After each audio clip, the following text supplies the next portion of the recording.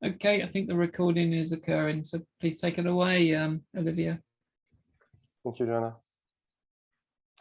If you can hear me. Yeah, can hear you. Great. I'm Olivier Deprez. I'm part of the Trusted Firmware team, and focusing in particular on Hafnium, acting as a tech lead. Today, I would like to kick off or do a follow-up of a discussion that has been initiated mid last year about the Hafnium build system, but more in particular about how the project is structured and the project hierarchy and how we can improve it. So as an agenda, I'm doing a quick recap of how the project was structured in mid-2021, explaining the problem and explain what we did in Q4 and last year. And the main intent is to discuss a few of the proposals for next steps.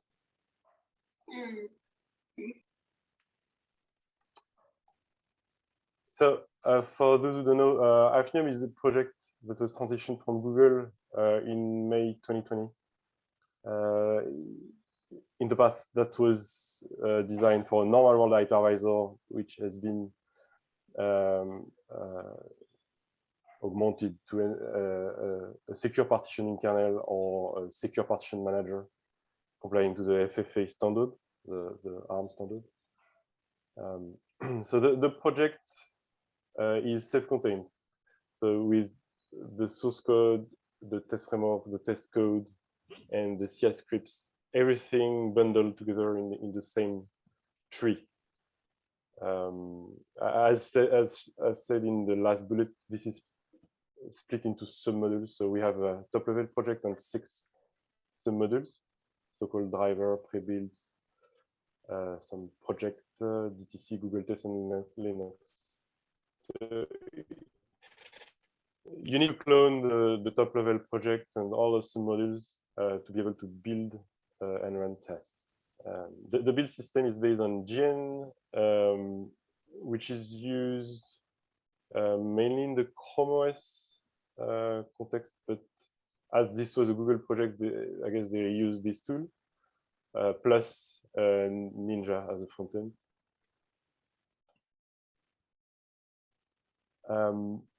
So the pre-built submodules contains a mix of x86 and ARC64 binaries, and in particular tool chains. So that's LLVM, Clang, and GCC for x86. There are a few build tools and test binaries. In general, for developer and production needs, either you can build everything through this make command. So the hypervisor, which is Hafnium in the normal world side, the SPMC, which is Hafnium in the secure world side, the test framework, and tests. You can run tests locally using one of the mentioned scripts, or you can build or run tests and run checkers, static analysis, and check patch, and so on, through a single script called build.sh. So that's the one used by the automation, Jenkins, and the outcome is it votes automatically on each patch submission. The Ninja build system permits building more than 10 targets. So that's both the hypervisor and SPMC targets that are listed there. So in terms of problem, what do you want to improve? So this design inherited from Google worked great during the project kickoff and bring up through 2020. So we inherited some project legacy, which made it hardly scalable. So you will understand this in the sense that the tool chains that are provided as part of the tree are static versions directly stored in the repository. So in a way, it ensures reproducibility because you always use the same toolchain, but this causes a few problems, like you want to update the toolchain for security reasons, or you want to use an out-of-the-tree toolchain because it's provided by some other build system. As said, it supports only the x86 host-only build. And we had tools and toolchain path hard-coded in the build files, pointing to the pre-built submodule. So we started to see new requirements in 2021. So in terms of how to productize the Hafnium component, so it's not only a component that a developer wants to play with, but it has to be integrated into a broader software stack like ARM's total compute, baked by Yocto recipes. And in such environment, in fact, the toolchain is provided by the Yocto build. So Yocto itself is building the toolchain, the LLVM toolchain, and providing it to components for being built, actually. And the design with the design we had with Hafnium, providing its own toolchain, did not scale well with total compute. We had also the problem of sticking to x86. So we had a requirement to be able to build on our ARM hosts. We are debating the fact that the main focus for trustedfirmware.org is so the SPM, meaning Hafnium in the secure side, versus the hypervisor. So today the hypervisor is kept by legacy, mainly for testing purposes. We test many corner cases or use cases of an hypervisor in the normal world and the SPMC in the secure world, but really the focus is the SPMC in the secure world. We have dependencies to third-party projects, so namely the Google Test Framework, the DTC tool, Linux. Everything is embedded in the tree as part of submodules, and it's question whether we really need to retain those submodules as long as they are only used for testing. They are not needed for only building the SPM components. We got the notification that the pre-built submodule is very large because containing toolchains. So it's something like a 1.5 gig that a developer needs to download each time it clones, or even when the automation CI is cloning the project. So it requires some bandwidth and time.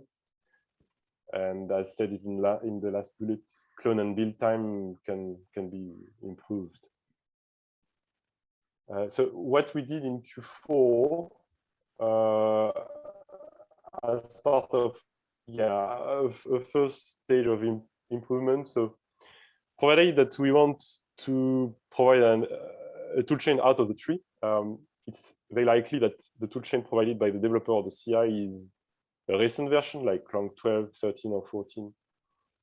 So we started with migrating from the existing pre-built toolchain, which is Clang 9, to Clang 12.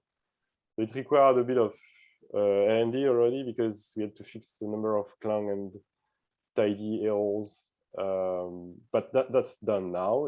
It's merged. We could expect regular updates from us to use latest version sourced from Android, so Clang 13 or 14, or totally remove the toolchain, so that can be discussed. We removed the dependency to GCC, so the build only relies on Clang now and LLVM tools. So we have the ability to provide alternate tools and toolchain paths, either through environment variables directly on the make command line or through the path environment variable. The testing has been done for an out-of-the-tree toolchain, mainly with the LLVM builds that you can find at the mentioned URL. And those items permit building on an ARM64 host with a recent toolchain. So that was one of our goals. But eventually, we want also to address items that were highlighted on the mailing list, mainly by NVIDIA. So proposals for next steps, next iteration. So we have the possibility now to reduce the footprint for the pre-built submodule. As said, it's a very large because of the tool chains. So if we provide a toolchain externally, we can most probably remove it from pre-built. A developer can provide the toolchain like it does for TFA, for example. And we can think of the Jenkins CI environment providing the toolchain itself, rather than embedding the toolchain within the project. As a second item, we are thinking of the ability of building the SPMC independently of the hypervisor. So that could be through creating a project SPMC submodule in addition to the existing project reference submodule. So there are different approaches here. So this requires creating a new submodule git tree, so like Hafnium project SPMC. So we could either only build the SPMC and omitting the test framework, or the SPMC plus tests. This can be discussed. So either clone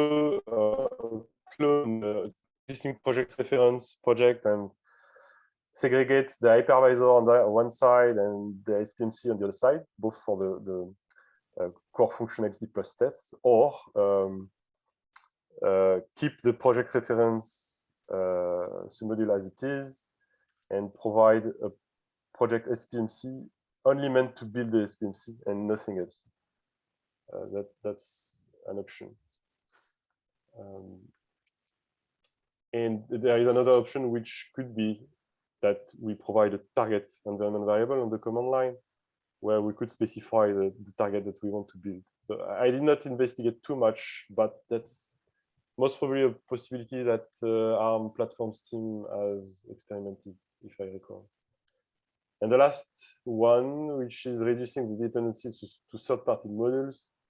So that's namely DTC, Google Test, and Linux. I have nothing very new to share here, but I'm happy to hear about suggestions on how to do that. So that's mainly the material I wanted to show. Now I see that Varun is there in the participants. Does this summary align with your expectation, as you mentioned on the mailing list, Varun? Hey, Olivier. Hey. Yeah, actually, yes. I wanted to say that, yeah, this slide actually captures whatever we had in mind, and internally at NVIDIA, we have done some of this, to solve the problems that you already listed in the earlier slides: cloning time, size, tool chain. We want to use our own tool chain. So, yeah, I mean, this slide looks good, and once we achieve this, I think we would have solved a lot of the major pain points at NVIDIA. Okay, good to hear. So I know you had 3 patches pending for a while. Sorry, we have left them a bit on the corner, but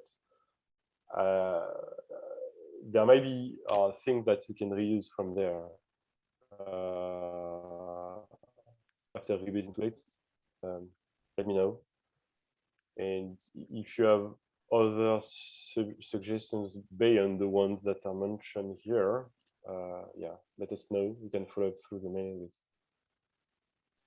Yeah, for the patches, I mean, I didn't expect them to be merged. It was just to start a conversation and to just show the community what problems you're facing and what we are doing. So yeah, I mean, in the future, if you want to abandon them and come up with better solutions, that should also work. Okay, thanks. Any other observation or question from anyone?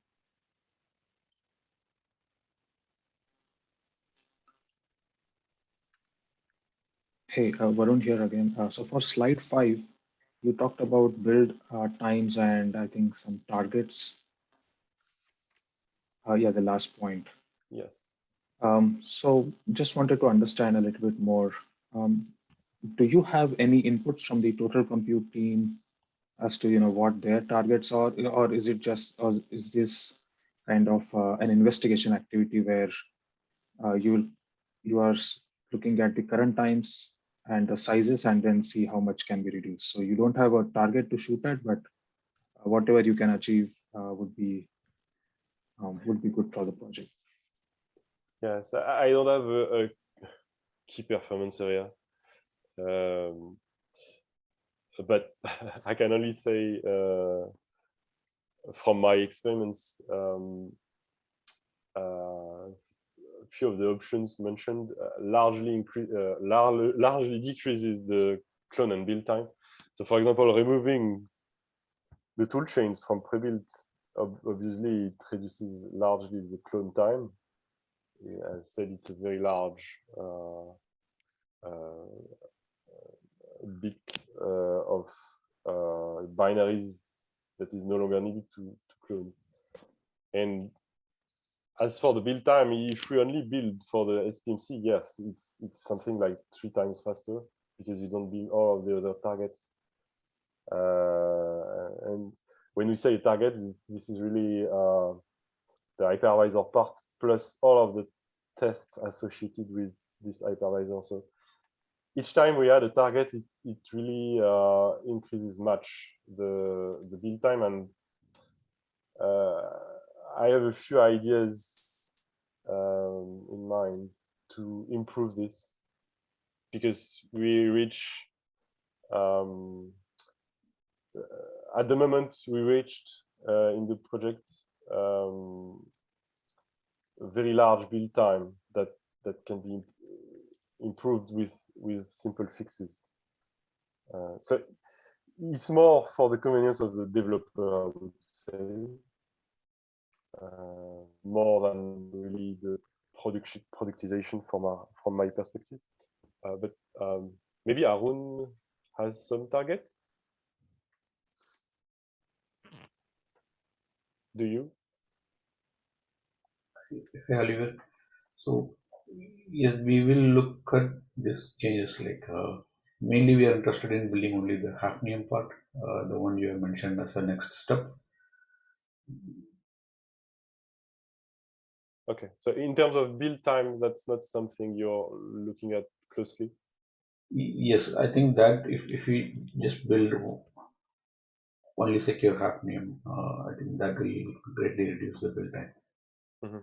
And our main target is also to use the tool chain that is not coming from Hafnium. I mean, we don't have to clone a big set of tool chain that is in Hafnium when there are options available in the build environment like Yapto.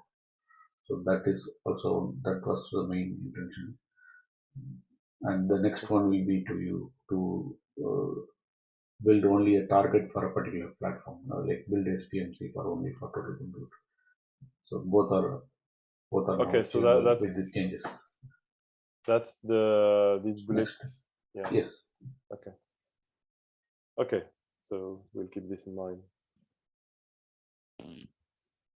Thank you for those feedbacks. Well, if nothing else, I think we can move on. Sure, if nobody else has got any questions for Olivier, we can move on to the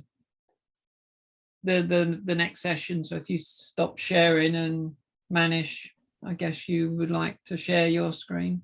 Yeah, sure. Yeah.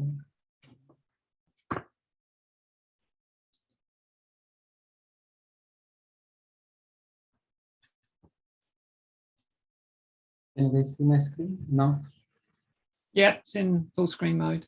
Okay, yeah, great. So hi everyone. So we'll discuss about the anti-rollback and versioning design. What exactly the existing design and the mail chain started by ETN, I think last week. And along with me, Manish Pandey also will join to cover some topics. So yeah, I'll just will give you the what exactly the agenda of this particular presentation is. The problem statement, what ETN mentioned in the mail, what we got it from there is uh, we want to avoid incrementing the platform NV counter when updating the non-security critical firmware. So this is what the problem statement, what we got it from the mailing list. And uh, we just dig into that, and we saw some possibility of adding the FIP version inside the FIP header or FW metadata. But we faced some challenges that I will show in the next slide. And then in general, we will discuss about what exactly the platform NV counter process is already available in TFA and what is the proposed solution. The proposed solution is, yeah, definitely for the discussion only. This is not something concrete we have in mind. Yeah, we definitely discuss and we'll find out what exactly the best we can do. So just to confirm from ATN, the problem statement which is mentioned is that covers what you want actually, right? I think it does, yes. And there is this constraint on number of NP counters. Your volume is very low. We can't hear you. Yeah. Sorry. Oh, sorry. Yeah, Better okay. here. Yeah. Yeah. Okay, sorry. Excuse me. Yes, it seems to cover what we mentioned in the discussion, and also the cost of these non-volatile monotonic counters on platforms, and some platforms may have very few, if not only one, for the FIP header. Okay. Well, thanks for stating this and pulling this to the agenda. Yeah, okay, yeah. Thanks again. Yeah, so maybe, yeah, then let's go ahead. Manish, you want to add anything or can I go ahead? Yeah, go ahead, please. Yeah, so yeah, let's see if we want to add the FIP version in FIP header or FW metadata, what exactly the challenges are over here. So FIP version, if we add it into the FIP header, it will become like an unauthenticated field, because as a whole FIP, we don't sign it as such. We can add the FIP version inside the FIP header, but it can be used only for the sanity checking because it is just like any untrusted variable. We generally check whether it is in the bounded limit or not. But we can't rely on that field at all, like because it is not signed, or it is basically unauthenticated. We can authenticate the full FIP, but the problem is FIP contains mixed type of images like trusted, non-trusted, and then it is very much difficult who can take the responsibility of signing that FIP. And who will provide that FIP version information, that is also not very much clear. So I'm thinking having the unauthenticated FIP header is okay for now, because the next slide will tell what exactly the possible solution we have in mind. We thought of putting the FIP version inside the FW metadata also, but FW metadata as such is again kind of unauthenticated payload. Like we don't authenticate it, we just do the integrity check of the FW metadata. Means TFA calculate the CRC and then just consume that. And there in FW specification, it is mentioned like FW ABIs means it is not allowing update client basically to update the FW metadata. And in any case, FW metadata get corrupted, then we are thinking like it may fail the authentication in TFA. So that particular image fails the authentication in TFA. So it is not pretty much clear like why to do the why to sign the FW metadata in that case. Again, for FW metadata will come to the same problem. Who, if we want to authenticate it, who will sign it and who will provide the FIP version information. So I think having single FIP version either in FIP header and FW metadata doesn't look like an elegant solution. Yeah. So any comment on this?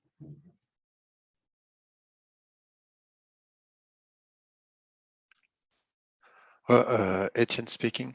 I'm not sure I've catch the point 2BB and what you call an update client who can alter, but I think I get the idea that the firmware metadata cannot be authenticated because there is some update agent that will need to access it. Yeah, correct. So update client by itself does not have the access to the flash. So update client can send some ABIs to update agent, and update agent is running in the some secure world. That's what we are hoping, and it will securely update the FW metadata. Well, it can be in secure world or it can be in the UEFI. Yeah, that is stack. true. Yeah. Which in case it's non-secure, but it's just a matter of architecture. Yeah, means it is correct. Yeah, but the third point is like if in any case if that metadata get corrupted, I think it may not pass via the TFA authentication flow. So it is less means it is not adding the weightage to then sign the FW metadata. Yeah. From your statement, I think the question is really the one that you put, that who is supposed to sign the version information that covers all what is in the FIP image. Yeah, correct. So, sorry, I didn't get your question. You mean your? No, I mean it is a good question, and well, I don't have the answer whether the one that is able to sign, because in that case, when we put a version in the FIP itself, it means that this version should cover what is in the FIP, and so it should cover the consistency, especially of the updatable images, which are a trusted image and also an untrusted image. Untrusted image, yeah. So yeah, it's quite difficult to judge like who will sign, who takes the responsibility of FIP, and who will give that signed FIP image, and that supply chain is not very much clear over here. So I think it is difficult to put anything in that FIP header. Yeah. Which you well, go ahead. Yeah. I would think actually the current implementation that has this certificate version fields bound to platforms, monotonic counters is does the job for having this. The one who signs is the one that owns the certificate, so his version field is assigned together with the certificate, and that's fine. But that makes it having two version numbers to handle. Yeah. So we need to find two platforms, monolithic counters, and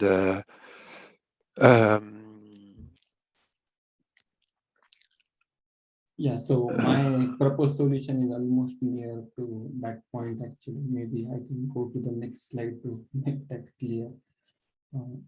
So, we have the existing design how to update the platform NV counter is like this.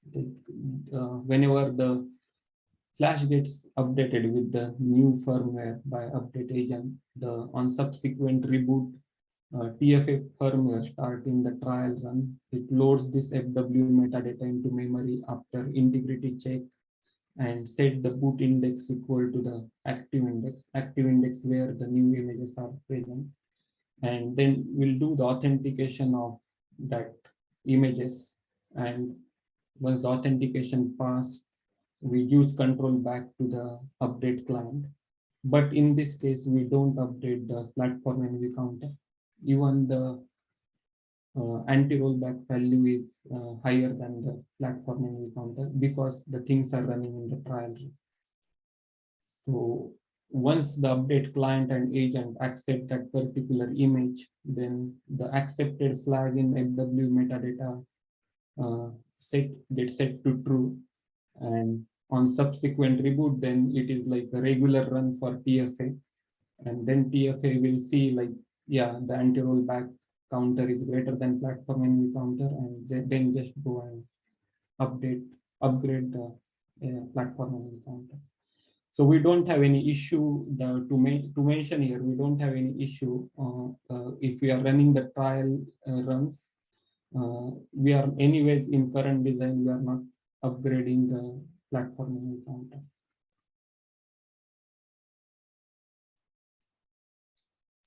Okay, thanks a lot. I really missed this point. Actually, Okay. I discovered that. I apologize really for this point with this accepted flag inside the firmware metadata.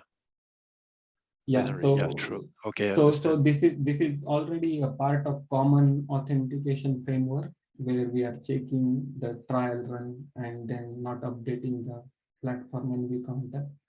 So I have seen the patches from SP. I think, yeah, there is no need to add any particular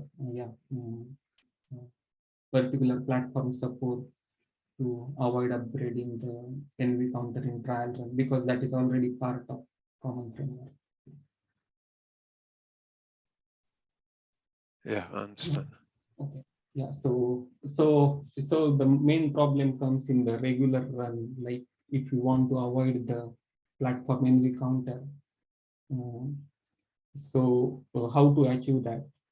So in regular run, the platform NV counter get upgraded, as I mentioned, like when the anti-rollback counter is greater than platform NV counter. And it is a must to increase the anti-rollback counter value in the certificate when the updates are security critical, basically. So the thing is, anti-rollback value should go into the means we should increase the value of anti-rollback counter anyways when the updates are critical. And there we don't see any problem. We must need to update the platform NV counter in that case. But if the update are non-security critical, I hope the anti-rollback counter will not get changed in that case, and it should remain the same value in all the certificate. And then, but if we want to track those images version, then we can add some extra field in the parent certificate as an extra version field. And then that says like what is the version of that particular update is. And we can check even that version with the platform NV counter to see that version is having the higher value than the platform NV counter. If it is a valid value and greater than the platform NV counter, then it passes through the boot. So any opinion to have such a kind of design? Yeah, so I'm thinking all the trusted world images should have the single version, and similarly the non-trusted one should have the another version.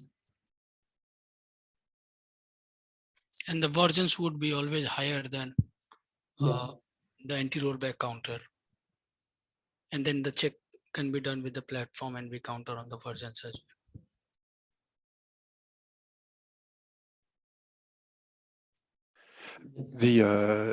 Currently it uses the version field of the certificate. This field was designed for incremental version IDs, or was it initially used for something else, and this is why you may extend this header with a specific version, like a rollback version ID field?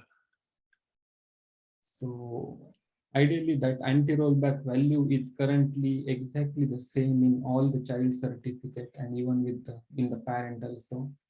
And the meaning of that anti-rollback counter is same, like like whenever any security update comes, then only increment the value. But it is as per the TBBR. So yeah, we are having the exact similar value in all the certificate right now. I'm not quite sure on the history, but the thing is, we have only 2 platform NV counters present in the platform. So it is possible, like every image certificate can have different value, and correspondingly the platform also should maintain the platform NV counter for that image. Then it is possible to have that kind of scenario. And then for the parent trusted one also, they have to maintain some different platform NV counter. Currently in FVP, in ARM FVP case, we have all anti-rollback counter are having the same value. Is that answer your question? Yes, I think. Thanks a lot for the descriptions. So I'm thinking, let's not change the meaning of anti-rollback counter. Let's increment it only when the security updates are coming. But instead add one extra field. But that is like for all trusted image and non-trusted image, maybe we can have the one version field. And that version field, then you can use it in case of the non-critical updates.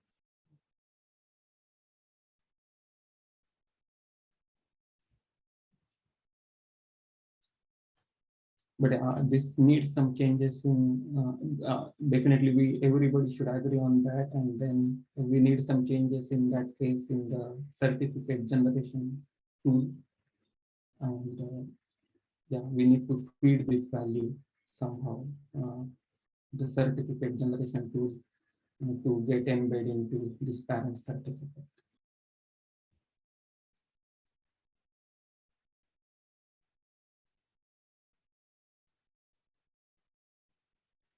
Okay, and here the two, as you said, the two anti-rollback counters are the same.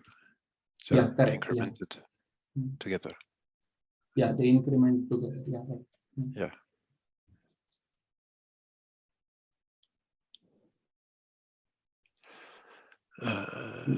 Yeah. Do you have anything apart from this in mind? Yeah, just go ahead. This is what we thought internally, and we think this is still in discussion.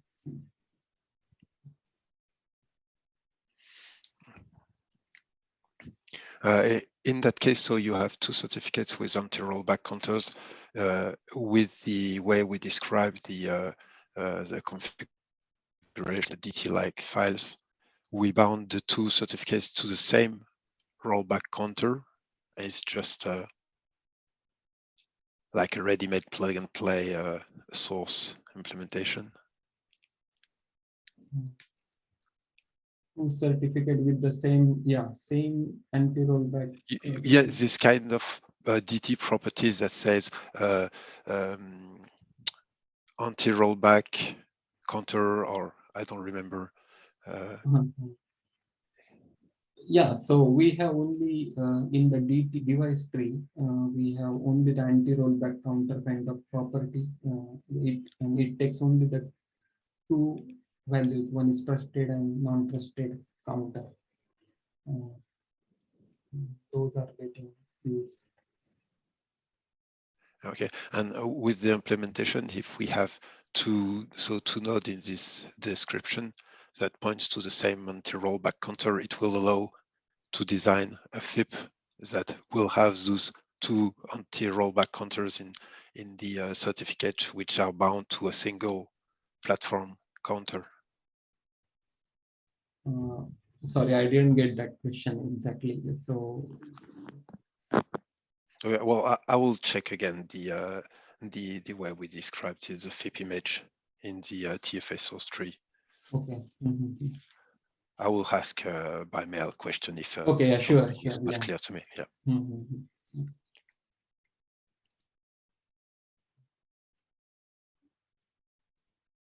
Yeah, I think. Okay, I'll digest all this, and well, it seems you propose just solutions to my issues. So I will talk with people about that and give you feedback. Thanks a lot for all this enlightening. I've missed points, I see.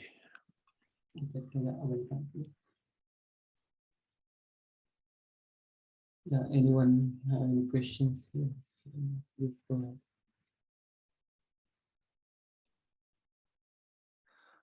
Hi, Manish, Dan here. Just a quick question.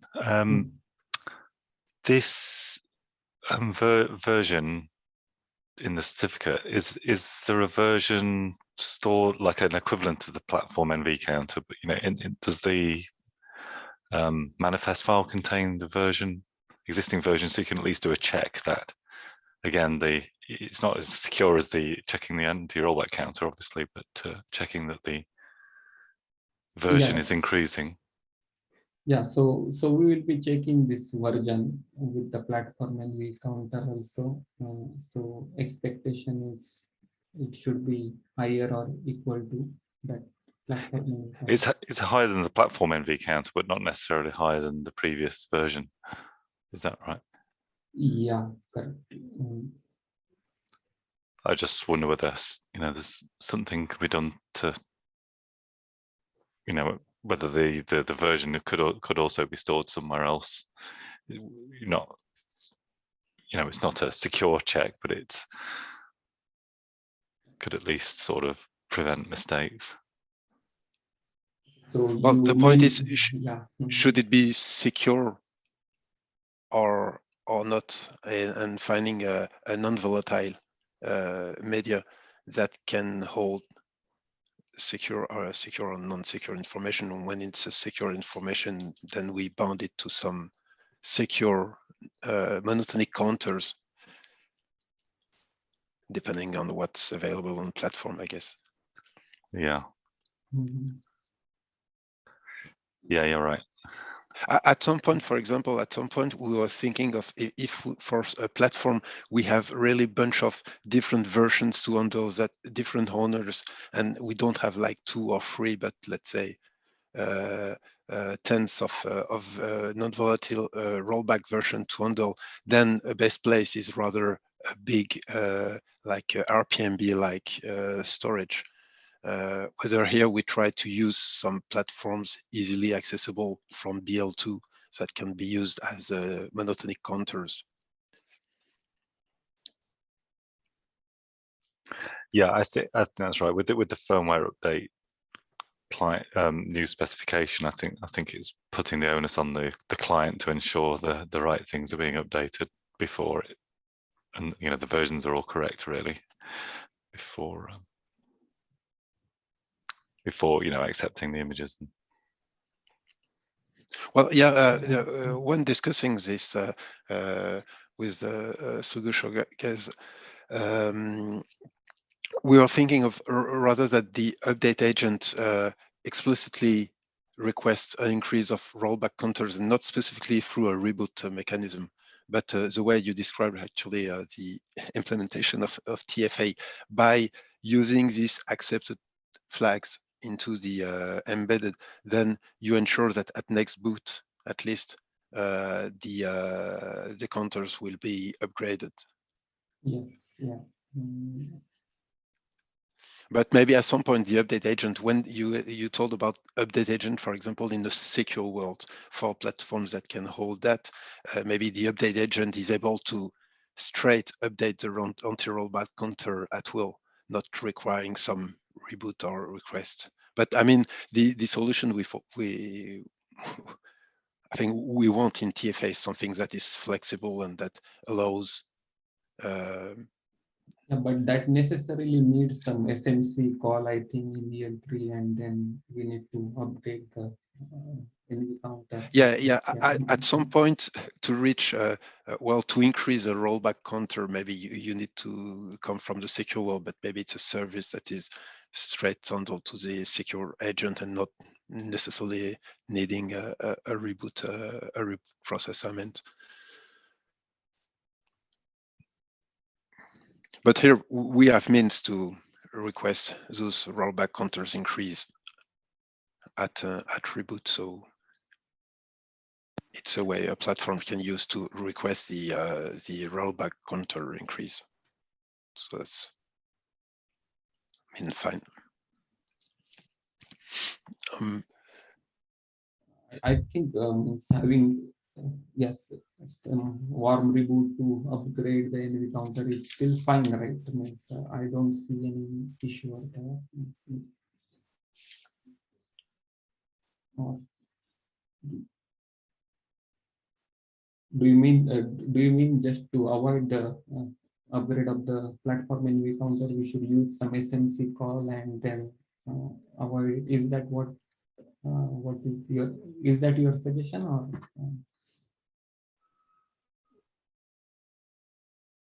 You mean me, Etienne? Yeah. No, not at all. Not at all. I was just saying that there might be platforms that have solutions already in some secure world to access those rollback counters. Actually, the firmware update offered by TFA should be usable by different solutions of image update and software updates. Being those we explored with UEFI or those from other specifications or ways which act differently. But when it comes to the update of the images that are booted by TFA, then TFA must act, and this is where the specification and the implementation is expected to provide this flexibility. Okay, yeah. I mean, So you mean in the both the Mm. ways, yeah. You mean both the ways, either reboot or just have SMC call. So all kind of possible media should be there to update that NV counter. Is that what you mean? Means Yeah, it's depend upon the platform, basically. So when sorry, go ahead. So I mean, but the DFA should implement that somehow in some SMC calls and all this, whatever means all possible solution.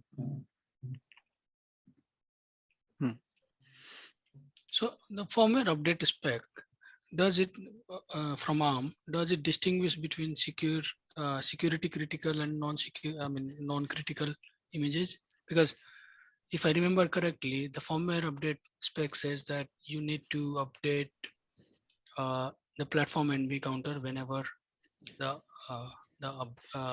client confirms that it has accepted the image.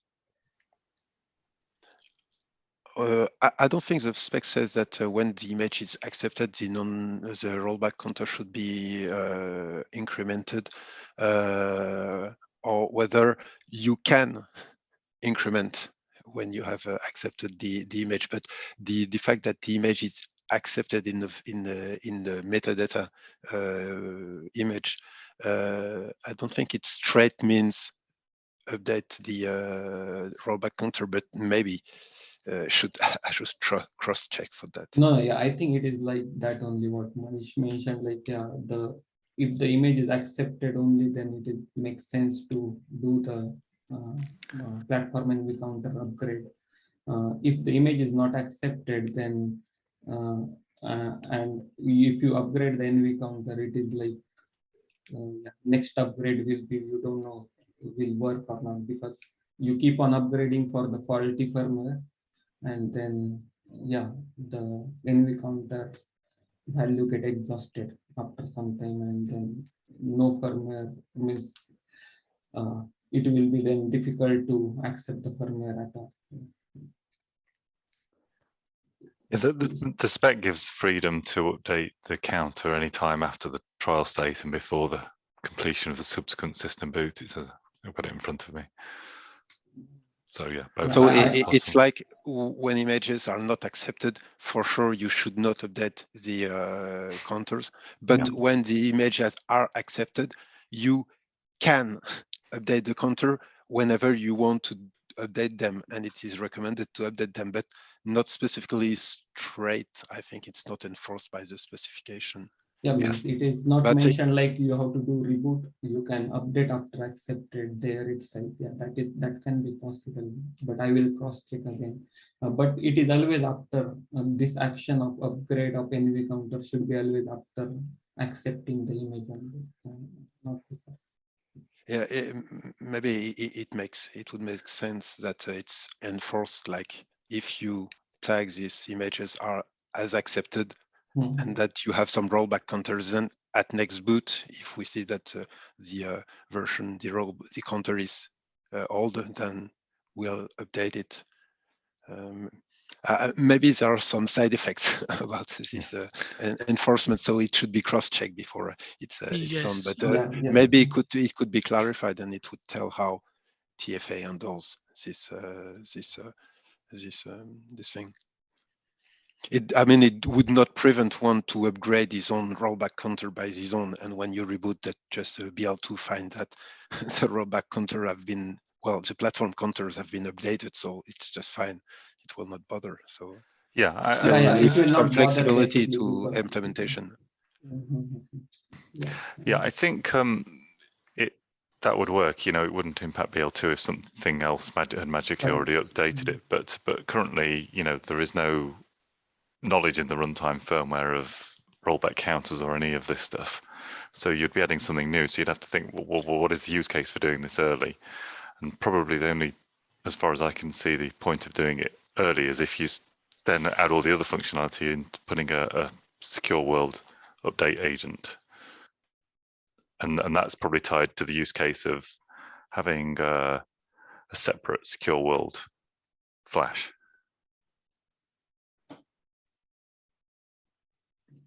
Yeah, I agree.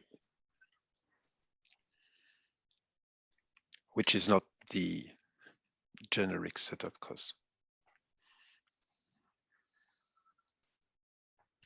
Yep.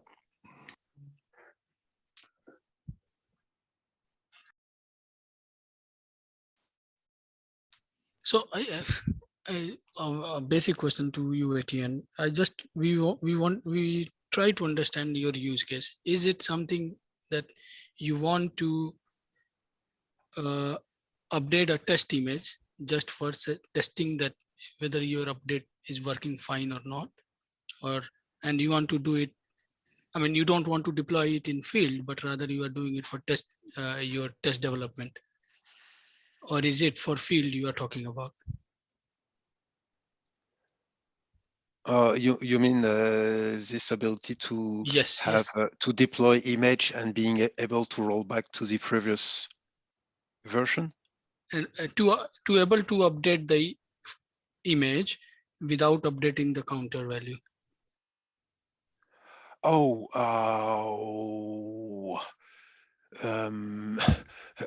good question. At some point, you mean if you? No. I guess when we update, we usually update the version, because we tend not to have different binaries with the same version ID, which is a bit weird, but.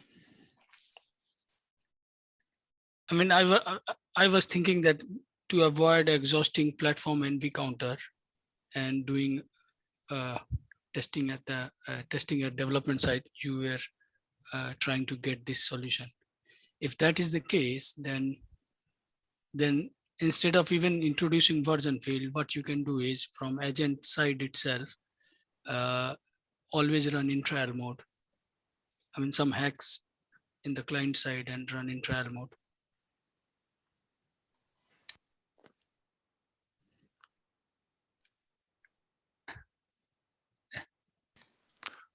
Did you understand my point? You mean to operate without with being able to upgrade image without upgrading the version number, you mean? Version number as in platform NV counter on the left hand side, the hardware. Yes.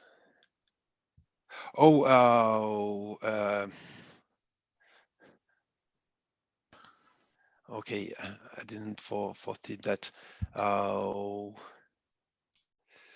When we enable the real platform counters, and we just enable it for real. And if we want to be in a development cycle, then usually the hardware monotonic counter is just disabled, or there's a fake enabled behind it. But okay.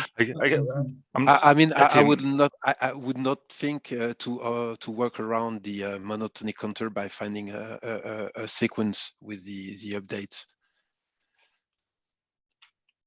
Maybe I missed. Yeah, I think Manish was asking Etienne, you know, is this really required in a production system, this functionality? And I think it is, isn't it? 'Cause you only want to update the counter for security critical updates, but there are other kinds of normal updates where you don't want to update the counter, even in production software. Is that correct? I don't think I have a definitive answer for that. Okay. With my experience, I apologize. I know at least other partners in the past have expressed this as a requirement. TI, for example. But I don't know if anyone from TI is on this call, but. Okay, if this is a requirement, then yes, it's better to implement in a proper way then. Yeah. And if need be to get some guidance on spec, we should also request for that. I think the spec gives freedom here to do this. It says it's implementation defined how you update this.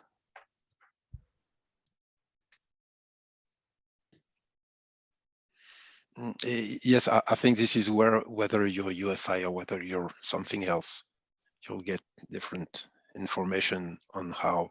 And I guess what the agents shall be able is just fill the right information in the metadata so that boot filter boots and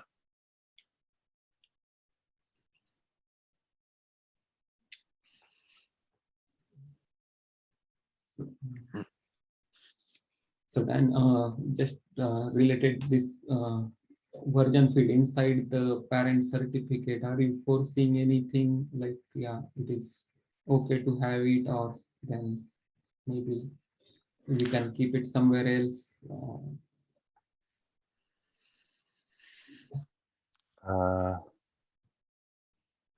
Looks okay to me, what you're proposing.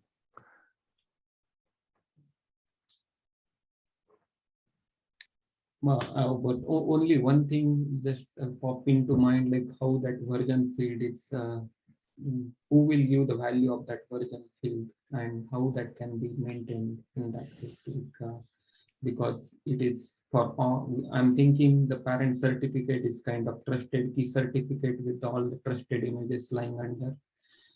So that trusted key certificate is having the version field right now. So sorry. Yeah, well, maybe I think you probably need, if you're going to add this, you may as well add it. So it's a version per certificate per image.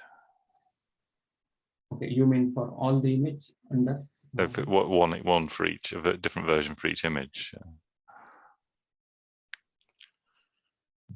I mean, okay. It seems like there's a little extra cost, and that's maybe a requirement in future. Yeah. So I mean, yeah, currently we are not giving that granularity, like, yeah, just saying like, yeah, all the trusted images having one version. But if we want granularity, then we can have it for every image the version field. That means I need the certificate also. I mean, yeah, in theory, all images could have their own rollback counter. I know currently there's only 2. Yeah. At least at the generic level, that should be supported. But yeah, what we do in the specific brackets TBBR flow, which is not really TBBR anymore, you know, that doesn't matter as long as people can change it, those certificate structures to what they need.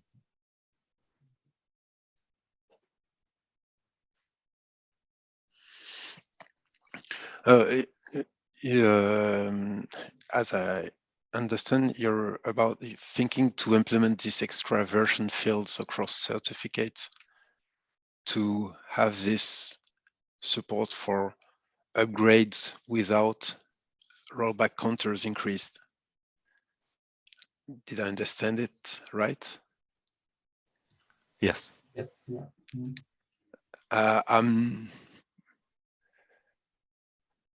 Well, maybe I missed something. I'm not sure it's whether it's needed or I think the image, whatever the image, the anti-rollback counter present in the image certificate, if we treat it as a version and just have the one single anti-rollback counter present in the parent certificate, then that will also suffice. So while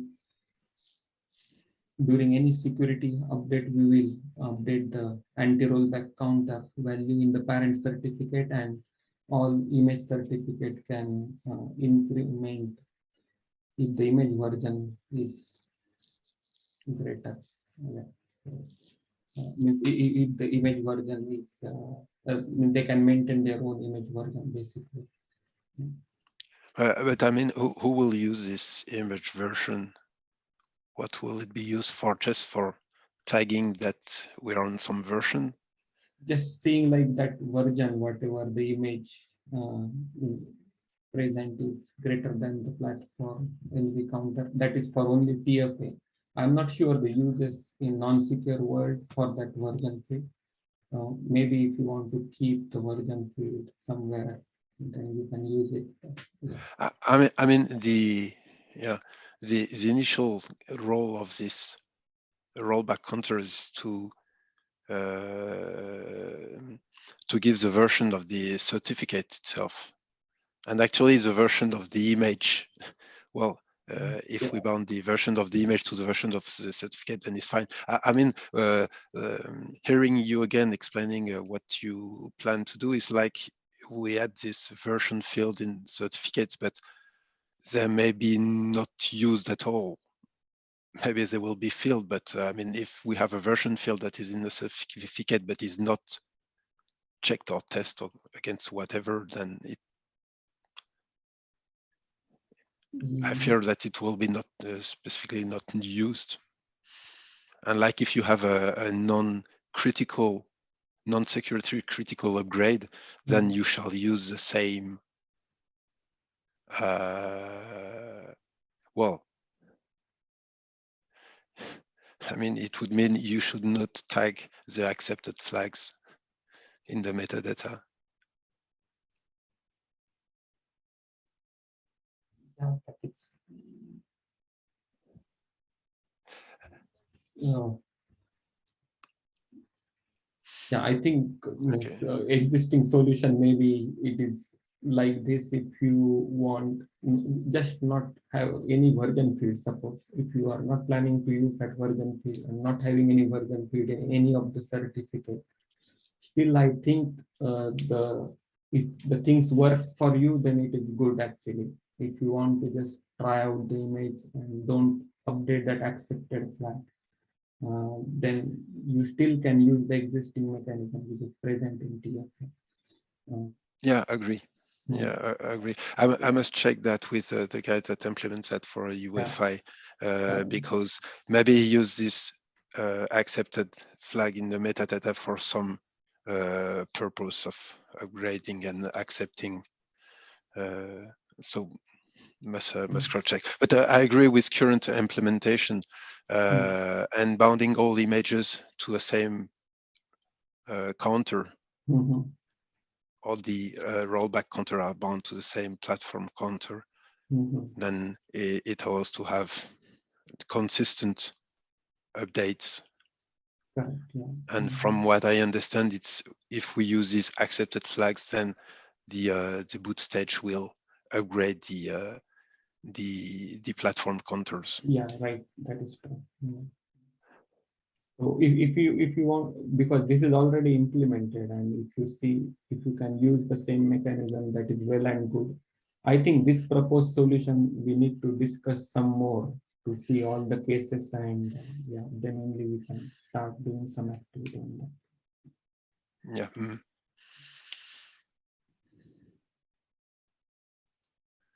Okay, thanks a lot for the presenting and the discussion.